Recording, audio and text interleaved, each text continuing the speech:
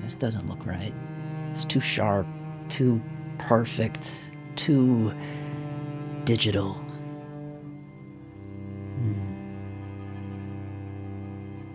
Dehance.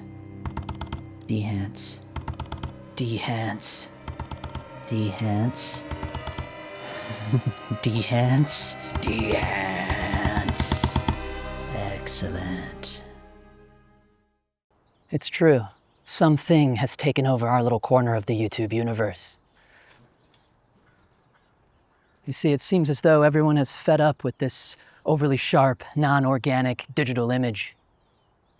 However, ironically enough, everyone is so quick to throw their dollar bills at the latest and greatest tech. The fight for more Ks of resolution. Give me that open gate. Give me the best digital chip your factory can render. Only so we can throw it into some software and literally destroy it. Your rig might be worth 10 grand, but you already know we want that image to look like it's from 1988. Perfection. Now, for all my photo nerds, you should just be using one of these, which personally, I prefer. What about us video guys? How can we be cool? Well, you could choose this, but let's be real. This is a goddamn toy. Where's all my real men at shooting 16 mil, or better yet, 35? But sadly, that's all too expensive. And we got bills to pay and tariffs to think about. There is a solution to our luxury problem here, and it is Dehancer. You know, the opposite of enhancer. So, let's give it a whirl. Yo, you up there. Hit me with some of that Kodak Vision3 250. Nah, don't like it. Let's swap this out with 50D. Yeah, now we're talking. All right, let's print this on Eastman 2383. Oh yeah. Throw on the grain. Halation. That's a tad much. Let's dial that back. All right, give me some damage. A tad bit of bloom. Yeah, now we're talking. Ah, hell, while we're here, just throw on the Overscan as well. Win in Rome, right? Yeah. Now, I'm cool as fuck. We should tell him everyone's already doing this. What? Wait, what? Yeah, everyone's been doing this. Everyone? Yeah, like literally. Everyone is using this? Literally everyone. Fuck, man. See, this is why you gotta tell me this shit. All right. Nah. This just doesn't feel right. Fuck it. I mean, come on. How else am I gonna cut all these shitty street photos with these modern cameras? Sometimes you just gotta join the herd. This is the way. Okay, folks, all jokes aside, let's get in here. And I have Dehancer's recommended workflow for the order of steps to do in Davinci Resolve. So we'll be looking at that. I'll be taking you guys through that with some sample footage.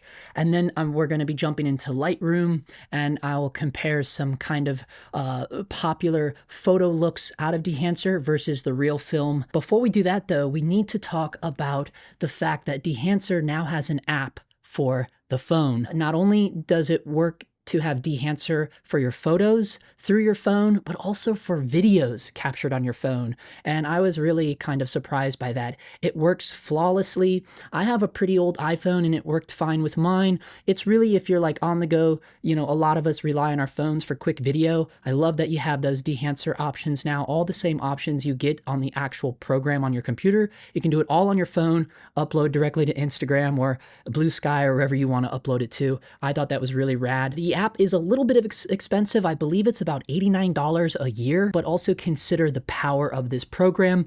If you're interested in any of Dehancer's products, obviously, I'm doing this video because they reached out to me and I was able to get you guys a discount.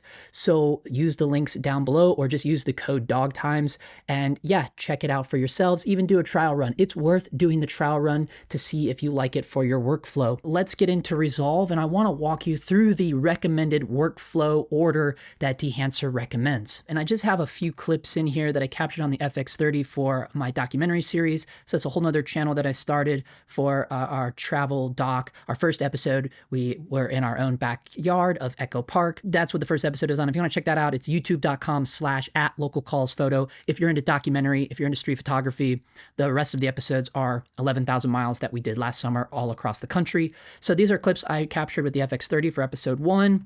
So we're going to be using Dehancer on these, because then I also have literal film photos here that was captured with Cinestill 800T. These were during golden hours, so it has kind of a crazy look to them. I actually prefer the kind of weird green. I don't mind it. I don't mind, because Cinestill 800T is technically for nighttime only. It is also technically Kodak's 500T. Okay, we can talk about that later when we get into Lightroom, but these are literal photos that I took with the M6 for the documentary series, and I just threw these on here so we could get an idea of what real film looks like on the same timeline versus kind of some looks that we're going to build with Dehancer. And then, of course, I have actual Super 8 footage. This was Kodak Vision3 50D for Super 8. So yeah, this is non-color corrected. Okay, I got it log from, I go to Pro 8mm in Burbank, so they delivered it to me on a log image. I think next time I'll just have them color grade it so I don't have to deal with it. But, you know, we'll be able to kind of do our own quick grading on this and compare that as well with the looks that we build out of the FX30 footage, which is actually slog3 sgamut3.cine. Okay, 10-bit out of the FX30 if you don't know. So, okay, let's jump over to our color page and let's start going through this through the workflow that Dehancer recommends, because it can be a little bit daunting. So we scroll down to our effects. It's already loaded in here. You'll see Dehancer Pro 721. So that's the version I'm on. And the source, this is cool. You can put in the exact source material that you have. So we can go in by camera specific all the way down here, choose camera. And the vendor is Sony. You'll see all the different brands you have in here. Even DJI is in here for people that are, I know the Osmo Pocket 3 is really popular now. I wish I would have done a video on it when I was one of the first people to get that camera. I bought it for my wife, actually. It's perfect for her when we're traveling. And you'll see plenty of DJI Osmo Pocket 3 footage in our documentary series, because for Marianne, it's just perfect. She can just walk around with it. And it does 10-bit log. So it's cool that that's in there. Anyways, we'd go down to Sony camera. You'll see all the different cameras are in here. I will say to Dehancer, I was a little bit sad that the RX100 series are not in here, but it's fine. If you don't see your camera in here, the best thing to do is to just choose Rec 709. Maybe if you have a really newer camera that doesn't do log, maybe go for Rec 2020. But I think Rec 2020 is reserved for iPhones. Someone maybe can correct me in the comment section. But for RX100 guys like myself, even though they do shoot log, I'm not a fan of shooting log in 8-bit cameras, because I've done a whole video on the RX100 Mark 7. I'll leave a link to that down below if you want to check that out. The video is doing very, very well, by the way. But yeah, so if you don't see your camera in there and it doesn't do some sort of log, the best bet is to just choose Rec 709. But for iPhone users, newer iPhones, definitely for newer iPhones, I'd recommend going Rec 2020.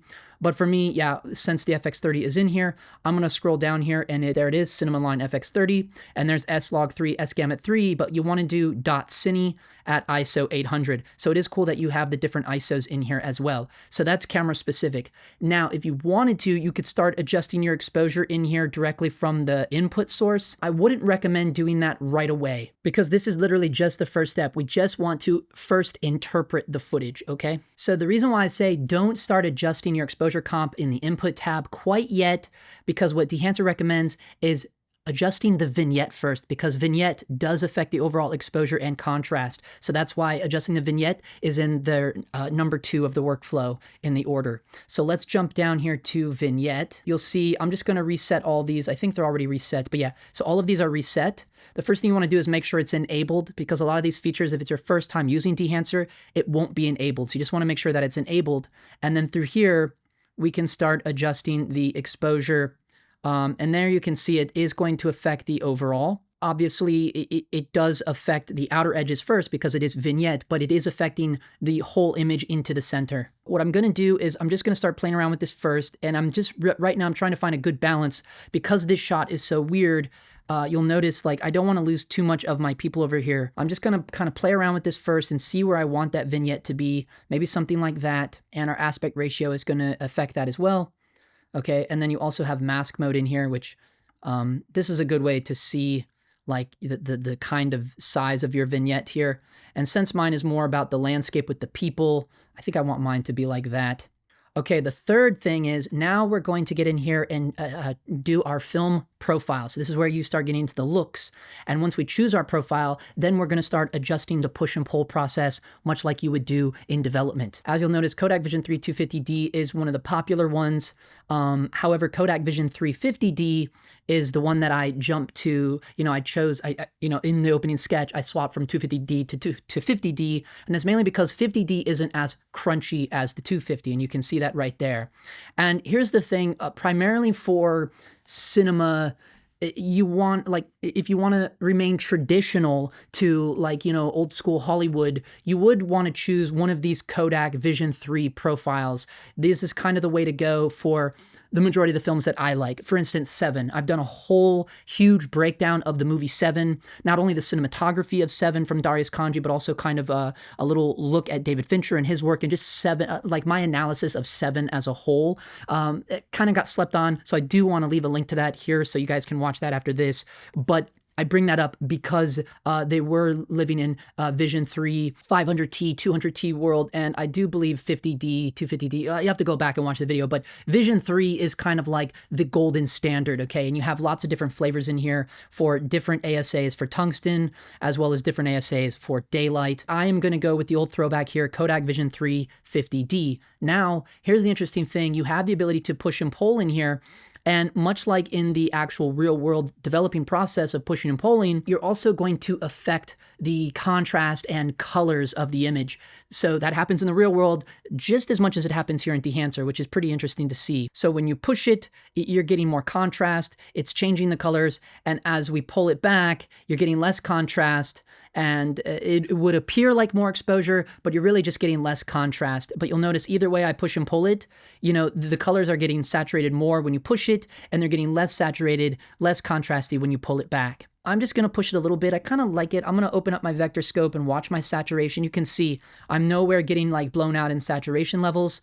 So it's really up to taste at this point. I think I'm gonna go with something like that. Again, this is very fast paced. We're just doing this as a brief walkthrough of what order to do these things in via Dehancer's suggestions. Step 4 is going to be the expand tool. And this is so you can just adjust your black and white points to match the dynamic range of your overall timeline. So the difference is between doing this in the push and pull of the film profile, you're not changing the colors, right? You're just adjusting like what it says, the black point or the white point. You're not losing the hues of the colors like you would in the push and pull process. So I'm just kind of pushing and pulling the black point. What I might do too is use my waveform as a thing. I'm gonna reset this so we can actually see what it looks like. Obviously you pull back the black point, you're lifting it really high, you crush it, you're doing it crazy. So you're really just kind of looking to see, like, where do I want to put the black point?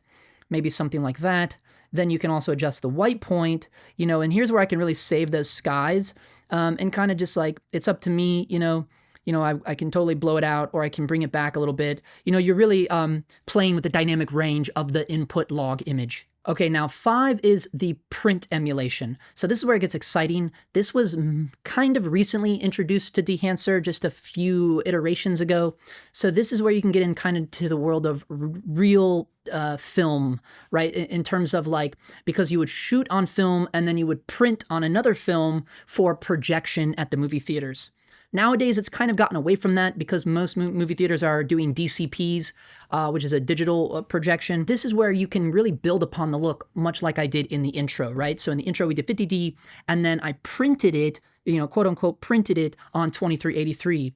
So the idea behind that is that 2383 is kind of like the classic print film stock for kind of Hollywood projection, right? So just keep that in mind. Obviously, you don't have to do that. You could do Cineon, which is really kind of like a log, Cineon film log. You could do linear, which is, really what we're working with. Or you could try this Kodak Endura Glossy paper. I really only like to choose the Kodak Endura Glossy paper in Lightroom for the photo section of Dehancer, because that kind of makes more sense. I like to go with the old throwback, the old classic 2383 print film, okay? As you can see, it does make it quite crunchy, so you're gonna wanna play around with this in just these parameters even more. You can see you can really change the colors for your target white point. You might wanna bring up the vector scope for that and see what's going on with that. Because as you'll notice, if I put it back to linear, watch my vector scope, okay? Watch down here on the vector. This is linear, okay? And then when I switch it to 2383, we really get a shift in color, right? So that's something to be aware of, but you also can, you can bring back some of your exposure, but you gotta watch those highlights. what's fun here is the tonal contrast. Now, I like the tonal contrast slider because that is much similar to what I use for scanning my real film. There's a program I use called Negative Lab Pro. And within Negative Lab Pro, within that tonal contrast, you're really able to kind of dial in your true film photos for kind of the digital world. And I really like that. So I like that we have that in Dehancer as well. It's a very sensitive slider, as you can see. So, this is all up to taste, and you got to decide like if you want a super ultra low con look, or if you want to make it quite crunchy. It's really up to you. I love the idea that we have the option to do like a print film emulation in here, but you got to keep in mind that this is like digitized. Like for instance, like they did Dune Part 2, right? They shot Dune Part 2 on digital, and then they literally printed it, probably to 2383, I'd have to look, but more than likely they printed it on 2383 film, and then they reversed it back to digital. That's kind of how they did it for like the DCPs and stuff. This is what they're putting it on, right?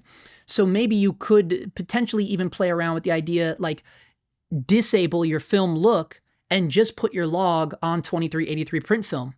And that would probably be more similar to what they're doing in big boy Hollywood nowadays, right? Because look, if I disable the print film, right, now it's like something totally different, because all you're doing is I have put the S-Log3 into this Dehancer, but the only thing I adjusted now, remember, is my my expand, which is the black and white points, and the vignette, which does adjust exposure and contrast, right? And this is what we're looking at. And this is with no film profile enabled and no print film enabled. But as soon as I enable the print film, now we get this kind of interesting classic look, right? I don't know. There's lots of options in here that you can play around with. That's what kind of keeps it cool. And I just want to mention that because now I'm about to enable my film profile, and you'll see it just adds a little bit of something extra. So, just kind of play around with that. But that's kind of the way. You don't always have to choose a print mode. Print was step 5. Let's jump into step 6 now. And this is where it gets kind of nice. Step 6 is the film developer phase. And now we're really going to get into the contrast, the gamma. First things first, make sure it's enabled. Okay, we're enabled. And now we're just going to start adjusting the contrast here. And you can see my colors squeezing in the vector scope. If I jump to the waveform, we're going to see it, obviously you can really see it. It's up to you, like where you want to adjust these things. And I have my curves opened up so we can monitor there as well. And we're just going to try to find a happy medium here. The downside is this shot was a little tricky on the day, right? You can see that because, I didn't want to totally lose our friends in the shadows, and I am still trying to see the skyline through the trees, but also through all the smog of LA, okay? So it's quite hard sometimes to get some skylines in Los Angeles, especially, kind of run and gun style. I don't need to make excuses for my shitty work though, right? So, but this is how it might go, like you might get something that didn't quite turn out as great as you thought it was.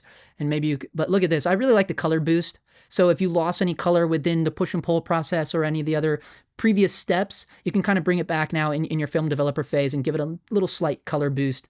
But I'm going to watch my vector scope while I do that. I don't like things to get super oversaturated, but I think if you see the vector scope here, I'm just barely touching the main goal lines there, the goalposts of each color. That's what I kind of like. Like if you're barely touching those, it's kind of nice, And then this is really fun because now you're like really fine tuning the development. And I think what I'm going to have to do ultimately when we get done with the Dehancer node, I'm going to have to do another node and probably do like a window thing with that skyline to try to help bring that back if I'm not able to do it within Dehancer. Okay, so step 7 is the film compression.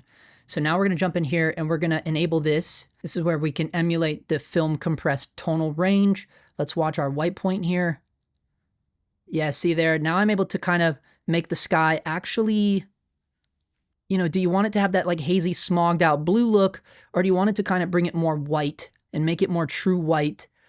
The problem with making it true white, it's like, well, then it's like, you blew it out. But we know we didn't blow it out. But notice in my tonal range here, now I can bring back those skyscrapers a little bit. It's getting pretty gnarly though, isn't it? We can just play with it here. If I look at, this is the log image. So maybe I'm destroying it a tad too much. This is why I say these are highly sensitive tools. It's really up to taste. This is all super, super objective. There's going to be a good amount of you hating this. There's going to be a good amount of you maybe enjoying this. It is what it is, right? Something like this is a super highly subjective thing, right? I'm sure we all know that in the color grading thing. Okay, but yeah, you notice like I did make it a tad too crunchy perhaps, right? So this is just the log image, and then this is what I'm doing in Dehancer here.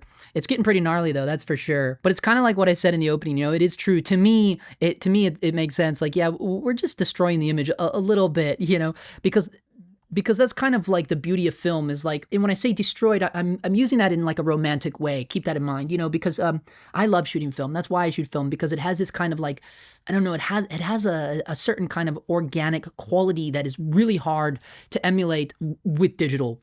But this program does a pretty damn good job of it, right? I'm sorry, I'm digressing a little bit, but I'm just gonna jump over to the Super 8 footage real quick so you can see what I'm talking about. So there's no color grade on this, but really all this needs is a contrast boost. I'm just gonna give it like a really quick little thing on this Super 8 footage so I can have like a direct reference to what I'm talking about here. So I'm just gonna give it a little bit of contrast, and I'm just gonna give it a little bit of a color boost here to kind of bring back some of the colors just a little bit, okay?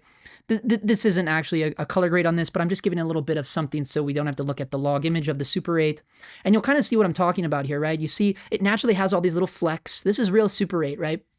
And this is what I mean. It kind of has this really like, wow, this is like a wild look to it. But I think Dehancer does a pretty damn good job of getting quite close to this. Now keep in mind, this is with Kodak Vision3 50D film in that Super 8, right? So if we jump back to this, you'll notice like, yeah, I'm not really getting that look, am I? Because I went kind of ultra crunchy. It doesn't have quite that saturated pop that Super 8 has. Super 8 really has this kind of like pastel colors, but you get that by overexposing the film, right? Now, the Super 8 camera that I use is the Leica Super RT1. It's a Leica Super 8 camera from the 70s. Maybe even the 60s, but I think it's from the 70s. It has an auto exposure. It's all auto exposure, which is interesting. So maybe it is slightly overexposing, but that's good, right? But that's usually how you can get the super pastel-y looks with film, is like really feeding it a lot of light. Technically kind of the more you overexpose film, the more you can get the kind of pastel colors. Whereas this is really crunchy. This is a totally different vibe, right? Like what I'm doing with Dehancer. So if I was trying to match this, even though I am working, if I go back up to my film, I am working with the same I'm working with the same film profile emulation that I literally was shooting real film with the Super 8, right? So if I want to kind of copy that, then I think my biggest problem goes back to the print, right? Because that 50D is not printed on anything.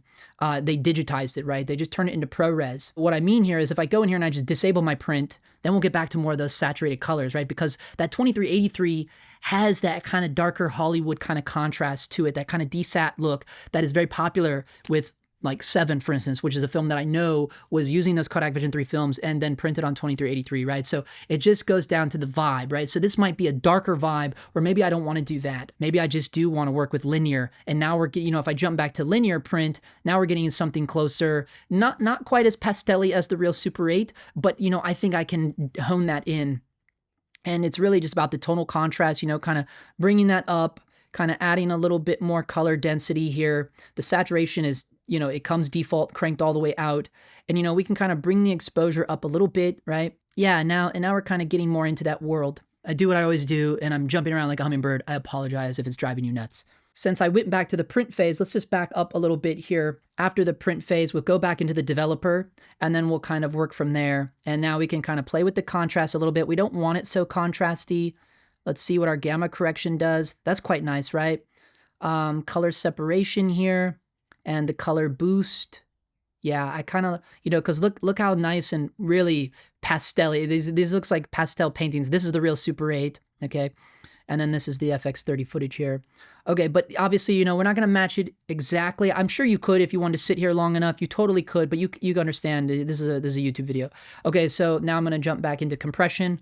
So that's the order, right? I'm going to keep the order somewhere here on the screen, not to confuse you guys. I just went back a little bit because I decided to use a different print. We took it off of 2383 and I went with linear. We'll emulate the film light compressed tonal range here. Maybe we can get back to something more like the Super 8. I want to keep my sky blue as much as we can. All right, we got that. So after film compression, so this is where it gets fun. Step 8 is the color head. This is the same as using printer lights. So this is where it gets kind of into more advanced color grading. This is the true old school analog style of color grading. There is an option to do that if you don't use Dehancer. You can use printer lights. You'll notice in the color tab up here in the Davinci menus, down here you have full printer lights, half printer lights, quarter printer lights. That's awesome, right? But Dehancer have now included that in this newest 721. You have the color head. This is where you can kind of do those same kind of analog printer light controls. Okay, so we're going to enable this and we're going to start with yellow blue. Here we go. Yeah, and you'll notice like, wow, You notice this is where you can really get in here and really fine tune the colors. Now, I have a hue deficiency. I'm totally red-green colorblind, so I'm gonna be very careful with these magenta green and cyan red printer lights here, because I gotta be super careful, and I really just gotta watch the vector scope and see where I wanna put it. Now, I'm going off of the vector scope to dial these in. You guys can tell me if it's shit or not, which I'm sure you will. I'll just go with that for now. And then, but you're still not getting that, right? Like the Super 8 is really oversaturated. That may be me. Maybe I just put too much color boost on it. You'll notice I did bring it up to 22. Let me just dial that back a little bit, right? Okay, so there it is. Well, it needs a little bit more than that, right? Okay, we'll go with that. But yeah, it's still, I think I would have to spend a lot of time on this to really match that Super 8 footage, but maybe if I just add the shadow tones up a little bit, let's play with the midtones here. This is really where the Super 8 kind of has it in the midtones as well. You can play with the highlights here. Look at that, you can bring these back a little bit. That's pretty cool. Okay, so that's the printer light section. It's the color head tab. That was step 8. Now we can get into kind of the fun parts. Step 9 is adding the grain. So we're gonna get in here, and I just kind of keep it normal. I don't like a whole lot of grain. If we blow it up, you know, and if I press play, you can really kind of see it moving there. That's just the normal ISO 250 grain. You could even drop it back down to like 50, because I think my film profile was actually Kodak Vision3 50D. So if you wanted to keep it kind of normal, you could put it on ISO 50 grain. And to me, that might just be enough. After that, we're gonna add our halation and our bloom. Now this is where it can get really wild really quick. I am gonna leave it on the 35 Super 35. You'll notice they have the no remjet option for all of these formats. And you'll notice that's when it brings in the red. And that's what's usually removed for, like, for instance, Cinestill A100T and all of that. But you can still see it in some photos, like this one. This is Cinestill A100T. You'll notice there's still like the red. You still get the red blooms on the highlights, even though the remjet has been removed. You know, you're still gonna get a little bit of that. And you even see it here. You can still see a little bit of the red on there. And I don't like a whole lot of halation either. I don't like a lot of the red look. I just kind of pull it back a little bit, and you can see the mask mode of it, like how much you're using, right? Mine's super, super mellow. Okay, and then we'll just add a little bit of bloom here. So that kind of corresponds. You can really see it blooming out if I do the mask mode, but I don't even need to do the mask mode. I mean, just toggling enable off and on, you can really see how much it's blooming. I don't like a whole lot of bloom either, so I'm just gonna dial that back a little bit. And yeah, that's not bad actually. Okay, so now the step 11 is our film damage effects, right? That's where we get into actually film damage, film breath, and of course our gate weave, right? So your gate weave is gonna zoom in a little bit of that. So just be aware of that. You can slide back on the impact to kind of pull that back a little bit. And then, yeah, if you wanna see a little bit of it. So, and the gate weave is just kind of like the normal movement of film, right? So if we watch the Super 8 footage, you'll notice it, you know, this is Super 8, so it is a little bit more jittery than most. And a lot of that is on my operating as well, but just that you can just feel it, you know, you can feel the film moving. I don't know how else to describe it, but I'm sure you can understand what I'm saying there. Yeah, and it's up to you where you want to put the breath, you know, the total amount of damage, and you can just kind of play with it a little bit. You can add jitter or not, it's up to you. And then finally, step 12 is your overscan, okay? So in here, obviously you can enable this, and it's up to you. I'm not a fan of seeing these kind of like, you know, the perforations. It just feels a little too gimmicky to me.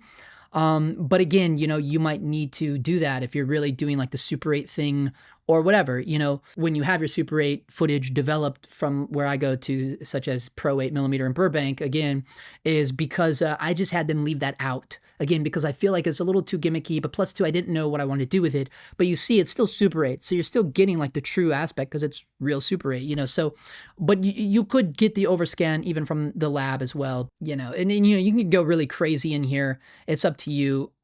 You can go negative or positive, or you can just turn that perforation off, and then you just get it kind of more basic, you know. But they have classic Super 35. It's all up to you. But because, you know, I was widescreen there, I'm really not gonna use it for this really, because I want to keep it to the true form. I mean, you can tell this was shot in DCI, so I'm not going to use overscan for this, but you would ultimately do that last. The shadows might still be a little weird magenta green, one of the two, I can't tell which, so this might be weird to you guys. Again, I have to spend a lot more time than this to really fine tune it because of my hue deficiency, but you get the idea. Now, let's see if we wanted to. So here's this hilarious shot of this bulldog. Let's, at the barbershop, let's do this. I'm going to grab a still of this. I'm going to drop it on this. We're going to apply the grade, and there you see it with this now. And yeah, not bad, you know, it really isn't. It's not bad. Yeah, the shadows might be a little too red or pink, I can't tell, but maybe that means they're actually too green. You'd have to let me know in the comments, but it's actually not bad, you know? So if I turn that off, you can see that's where it was, and then that's where we went. So then if I apply it to the wide shot of these guys, and here we go. And yeah, you know, actually I like it. It doesn't look too bad to me. That's not bad, you know? It's pretty cool. It's nice. It's kind of deconstructed a little bit. You lose that kind of digital look. You know, I turn it back on. This is where we came from, and this is where we're at. Yeah, the shadows and highlights probably need some adjustment with the printer lights, but just for the sake of this, you get it. You know, I'm not going to harp on it for the sake of this tutorial. It was more just to show you guys the recommended steps that Dehancer actually recommends in the workflow. Okay guys, we're in here in Lightroom. Now we're going to walk you through just kind of seeing if we can match the Leica M10 to real Cinestill 400D, maybe this Fujifilm photo. This is a shot that I took of Marianne with Fujifilm Superior 400. And then this is the Cinestill 800T during the day. These are real film photos, by the way. I think I kind of adjusted the skin tone on this already. Anyways, let's keep going. This is Leica M10. Unedited, straight out of the M10, the digital negative file here. So we're going to experiment with, you know, Cinestill 800T with Dehancer with this one. This is Leica M10 raw out of camera. This is Cinestill 400D real film during the day. These are beautiful scans. Shout out to the Camera Works in Rhode Island, Works, WERKS. I love their scans. Some of the best scans I've ever had done from the Camera Works. This is Cinestill 400D. Cinestill 400D, these were taken with the M6, and Cinestill 400D. And then this is a Cinestill 400D as well. And notice even with the 400D, you still get that little remjet layer at the beginning and the ends. This is like the very first photo of the roll, and I absolutely love it. I don't mind that we got this light leak on it. I absolutely love this photo. Anyway, so let's jump back to the Leica M10 photos. Since I was shooting 800T with film as well at the circus, so maybe we can use this as a reference to kind of try to match the Leica M10 photo to the real Cinestill 800T. Okay, first thing is I'm going to right click edit. We'll go to edit in the Dehancer Lightroom plugin. We're going to work in the same suggested workflow, that 12-step workflow like we did in Resolve. We're going to start with the source. The difference between this is like they don't have it for Lightroom where you can put in the exact camera that you brought it in with, which is fine. So we don't really have to mess with that. Again, when we brought it in, I didn't adjust any adjustments in Resolve. If you can recall, I literally just mapped in the correct log profile.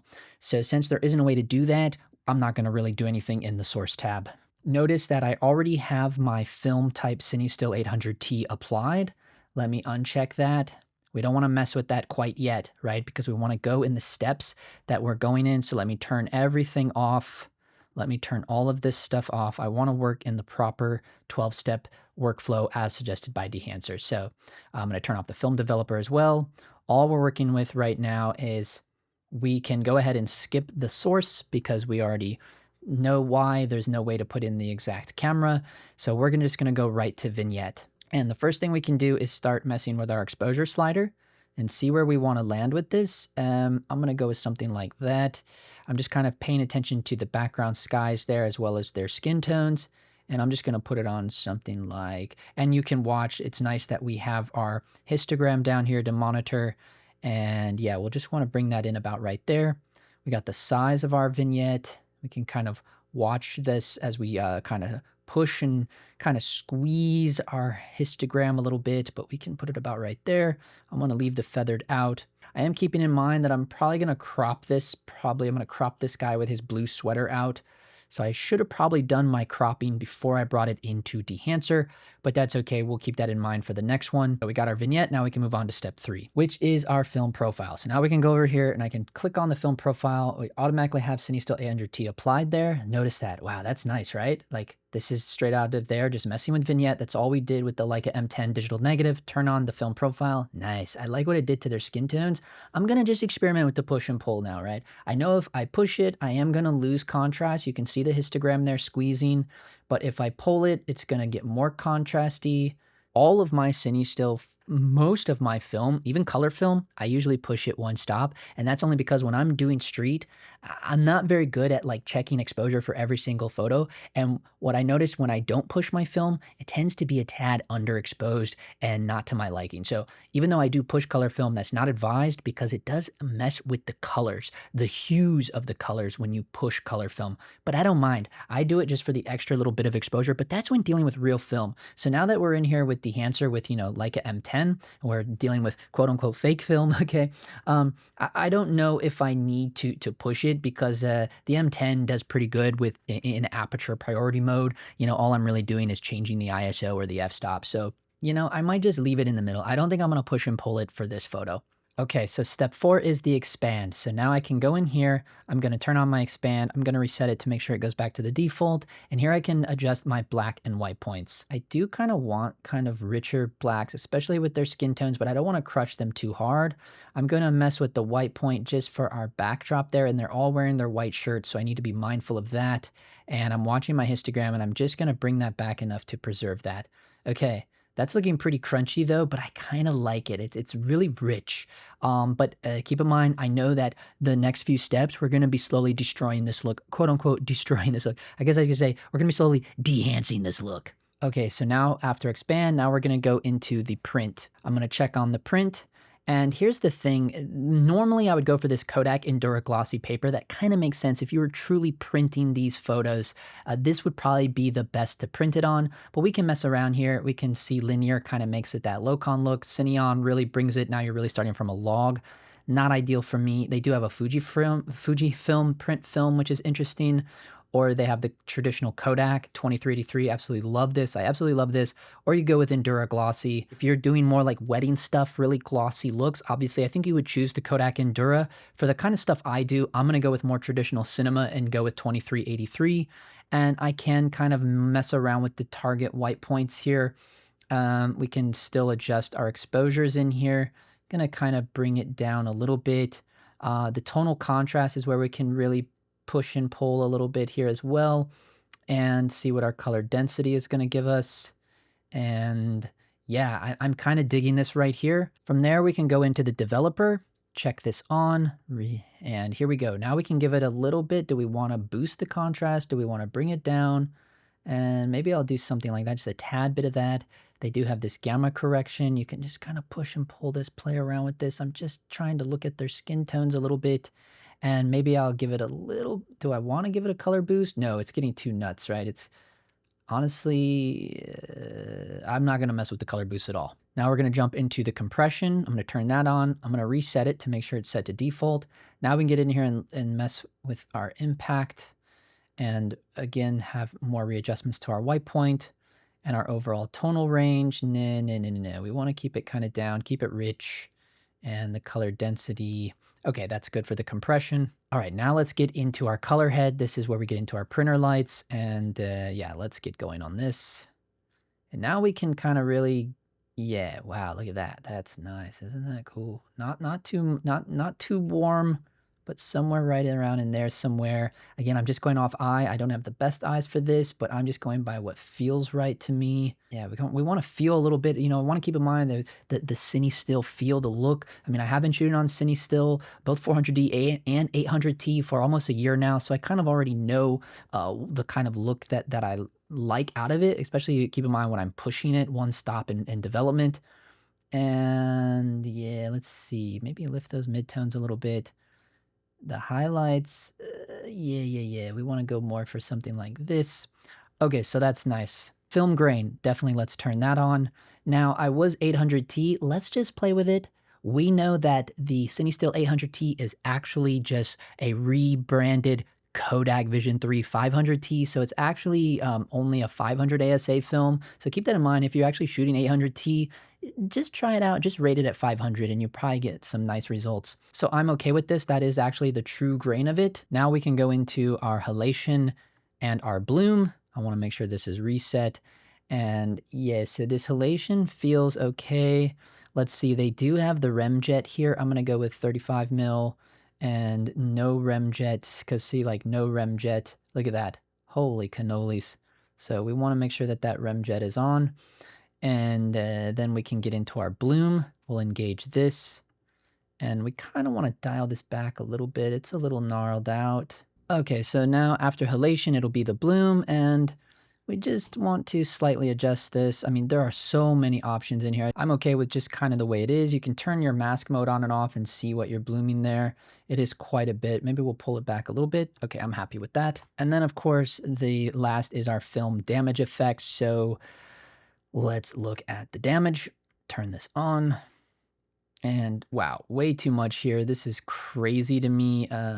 We don't want, I don't like all of this stuff, the hairs and everything and scratches. And I don't prefer this, you know, because especially now, I like really clean scans. So I'm going to keep all that off. That's just a personal thing. And then of course you could do overscan as well and kind of do the same weird stuff. Again, I don't want to do that with my photography. Just say, okay, it's going to send a TIFF back into Lightroom. This was the original. Wow. This is the original out of the Leica M10. And this is where I brought it to get a Cinestill 800T look by dehancing it. So if I look at this, this is 800T during the day, and then I compare it to real 800T during the day. You know, again, I kind of messed a lot in that color head. I do have a hue deficiency, so maybe I kind of messed it up a little bit. But keep in mind, this specific photo, I already adjusted it to technically adjust his skin tones. If we look at the same day though, because these are two different locations, this is Echo Park, California, and this one is in Providence, Rhode Island. Okay, so let's look at a film photo from this same location, which would be this. Okay, so this is 800T during the day. As you can see, yeah, I was definitely blowing out the highlights there. These are the TIFF scans. The lab kind of had a hard go with this. As you can see, it was really overexposed. So it's not the greatest reference, right? Because this one was like quote unquote perfectly exposed with the M10 versus like this one, which was really overexposed with the Cinestill 800T with the M6. Maybe we can find like a medium. This is kind of like blue hour here. Again, this is real Cinestill 800T. If you look at it versus the M10, yeah, and there is a lot more grain heavy on this because this was so underexposed, and then I pushed it one stop in post because I knew it was going to be under. So keep all that in mind. This is still blue hour. I mean, you can see the skies. Again, this is real Cinestill 800T. So yeah, mine, that the look that I was building, you might have a harder chore to kind of match with the real 800T film, right? Like look at the 400D, look at the 400D here. I mean, these are, again, these scans are so good. This looks almost digital to me. This is almost too good for the 400D film. And maybe I just got really lucky on the day. But again, I think it comes down to the scans as well. They're just perfect scans. I love this shot of the couple here. But this one I'm actually quite pleased with. Anyways, that's going to do it, folks. Again, use the link down below. Get yourself a discount, and we'll see you in the next one.